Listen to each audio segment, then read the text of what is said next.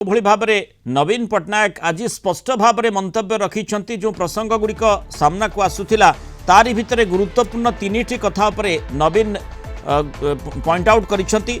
गोटे हूँ पांड्यान संपर्क में, द्वितीयटी हूँ दलीय नेतृत्व होटेल रे बैठक संपर्क में, एवं तृतीय कथाटी हूँ पूर्वतन विधायक प्रभात त्रिपाठी संपर्क में। पूर्वतन विधायक प्रभात त्रिपाठी चिटफंड केस रे जो भली से अभियुक्त थिले से दलर केही नुहंती एवं तांको दलरु बहिष्कार करा जायछि एवं तांको सहित तांकर दल सहित कौन संपर्क नाही एक कथाटी से माने नवीन स्पष्ट भाव में कहते। प्रभात त्रिपाठी एबे दल रे नाहंती।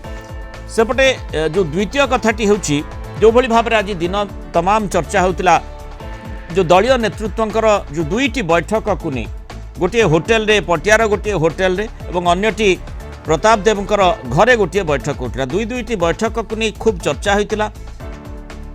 शंख भवन बाद अन्य केउठी बैठक को बीजेडी सुप्रीमो नापसंद करिसेंती। अर्थात जो भली भाव में जड़े मुरबी हिसाब से जड़े अभिभावक हिसाब से जमिति श्रृंखला रक्षा करा कथा ताकू बोधवे नवीन गुरुत्वारोप करिसेंती। तेणु ये द्वितीय प्रसंग जहाँ पर पॉइंट आउट करिसेंती नवीन। एवं तृतीयटी सबुठु गुरुत्वपूर्ण कथा होची वर्तमान जो प्रसंगटी चर्चा भितर को आसला मध्य पूर्व प्रासंगिकता को नहीं आलोचना करुथिले पांड्यान का संपर्क में।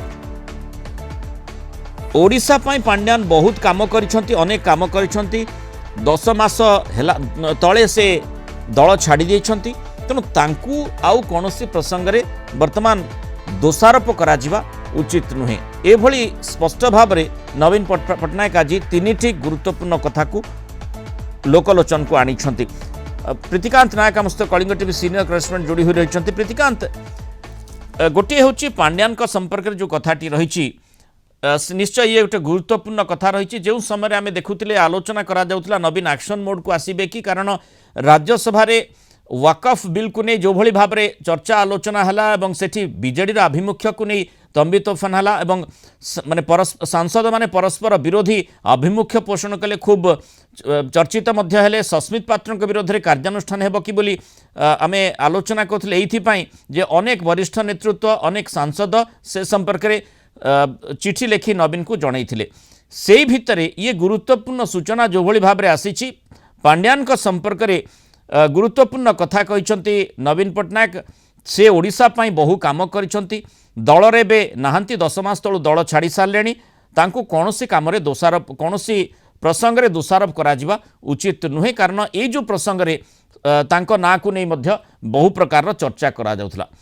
ये संपर्क निश्चय आम आलोचना करिबा, किंतु ता पूर्वरु जो प्रभात त्रिपाठी संपर्क में पूर्वतन विधायक बांकीर पूर्वतन विधायक प्रभात त्रिपाठी तांको संपर्क में नवीन जो भली मंतव्य रखिछंती तांको माने पूर्व दलरु बहिष्कार करा जाइछि एवं से दल रे नाहंती।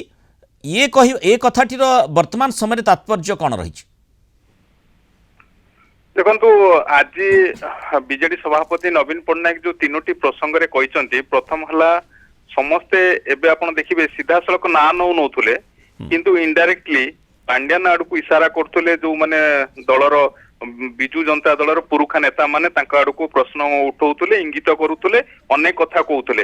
सीधा सीधा आज नवीन पट्टनायक सेमान को बड़ वार्ता देइचंती। ए जो आज नवीन पट्टनायक स्टेटमेंट रही पांड्यान को बाबद रे जे पांड्यान राज्य पाई बीजेडी पाई अनेक किछि काम करचंती।